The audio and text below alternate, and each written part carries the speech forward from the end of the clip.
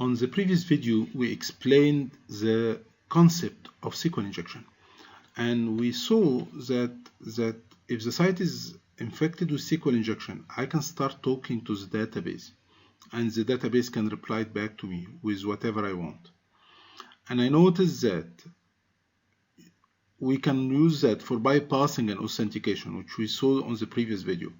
So I can write some SQL comment just to let me in without having a valid username or password.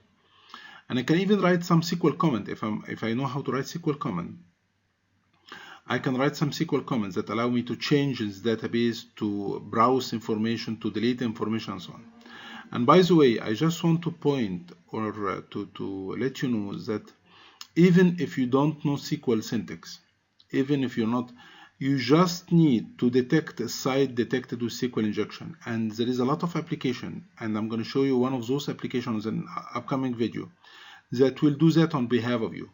So you just click on a button, it will dump all the table. You click on the bottom, it will get you all the information that you want. So even if you are not good or you are not comfortable with learning SQL syntax, you don't have to. Tools will help you doing that. But the point is, you should be aware how to detect if the site is infected with SQL injection or not. Now let's go and take a proof of concept. I'm going to open the damn vulnerable website, a web application. And on one of the video on this section, I explained how to set up and install this DVWA to be able to test whatever attack we are talking about. And I'm going to go to the SQL injection. And as you can see here, there is a field where you can write anything. So for instance, number 1, I need user ID number 1, and you click on submit. So it will show you that user ID number 1 is admin and his surname is admin. Number 2, now while I'm writing that, I want you to check the header. You notice that when I'm writing down 1, the URL will point to number 1 inside database. If I write number 2, the URL will be pointing to number 2 and you'll be getting number 2. What if I write number 50? Okay, they don't have a record under this name, so no information will be displayed. Now here is the point. If I write 50 and then I put this apostrophe like the previous example and write down or 1 equal 1, and then we put the hyphen, the hash. What is the explanation of this comment? I'm telling him, okay, put whatever you want, 50. I know that we don't have information with this 50. This could be username and password, so I'm writing anything. And then I'm telling him this apostrophe, it's telling, okay, could you ignore what I just wrote?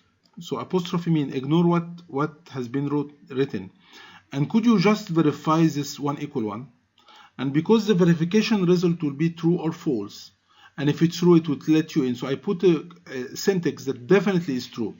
What about this hash? Hash means ignore what has been requested in the program after that, if a password or whatever.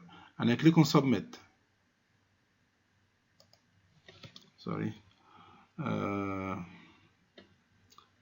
50 apostrophe or 1 equal 1, then hash and submit.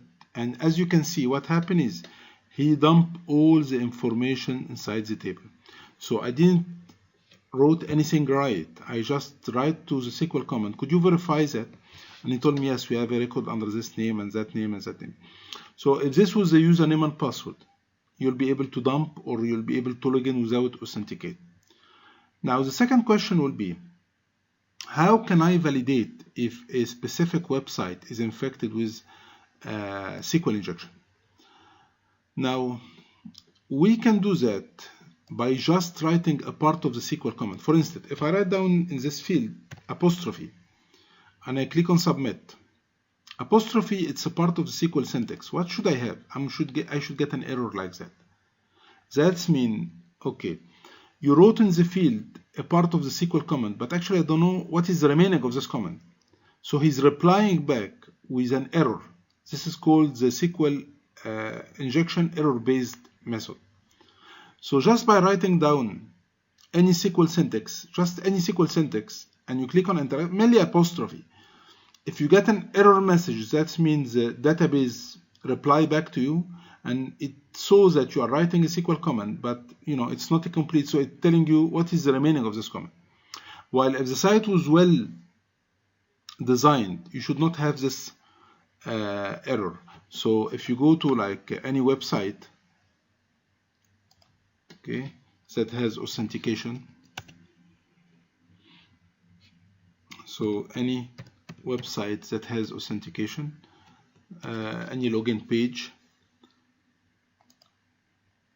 and you just, okay, you try to put apostrophe here and there, okay. If the site is not well, it's not well developed and designed, you should receive an error message. But if you click and you get invalid username and password, that means the database it's not replying back to you. So this is not a site that is infected with SQL injection. Now the second question is, this can be only tested on sites that has login page. What if I have a site that don't have a login page? Can I still test the SQL injection? Yes, you can. And you can do that from different URL by writing down URL here and SQL syntax in the URL. And if you keep doing that, if you get SQL error, that means that this site is infected with SQL injection. And on the last video of this section, I'm going to go, because actually this is very exhausting. What if the site has a lot of URL and a lot of sub URL? Are you keep crawling there? No, there is some tools that do that for you. So you give them a site, it keep manipulating the URL and putting SQL syntax and check if it's infected with SQL injection or not. So we don't have to do that manually, except my objective here is to understand the SQL injection. On the next video, I'm going to give you another proof of concept, and then we're going to move into a different kind of attack. By the way, by the end of this section, I'm going to give you one of the advanced attack, but actually I may have to remove some information from the video because you don't have an approval to test that on a specific website, while I do have an approval. So I cannot share with you the site name, but I'm going to show you the full attack from A to Z until you get whatever information is needed.